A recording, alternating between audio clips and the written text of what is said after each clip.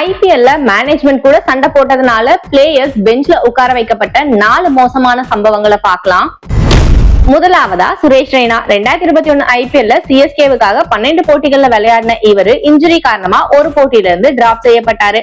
அதுக்கப்புறமா மேனேஜ்மெண்ட் கூட ஏற்பட்ட பிரச்சனையினாலதான் பைனல்ஸ்ல கூட இவருக்கு விளையாட வாய்ப்பு கிடைக்கலன்னு சொல்லப்பட்டது. இத உறுதிப்படுத்தும் விதமா அந்த சீசனோட இவரு டீம்ல இருந்து கலட்டி விடப்பட்டாரு.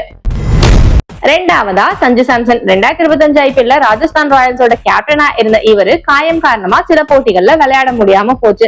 அந்த சமயத்துல டீமுக்கு கேப்டனான ரியான் பராக் மேனேஜ்மெண்டோட நம்பிக்கையை சம்பாதிச்சதுனால சஞ்சு சாம்சன் பெஞ்ச் செய்யப்பட்டாரு. அது மட்டும் இல்லாம அந்த சீசனோட அவரை சிஎஸ்கேவுக்கு ட்ரேடும் பண்ணிட்டாங்க ராஜஸ்தான் ராயல்ஸ் நிர்வாகம்.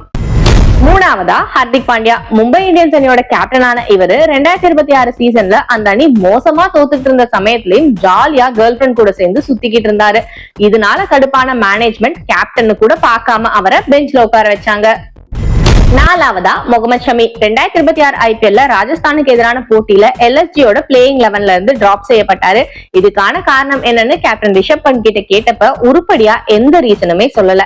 அப்ப கண்டிப்பா அது மேனேஜ்மெண்டோட டிசிஷனா தான் இருக்கும்னு தெளிவா தெரியுது.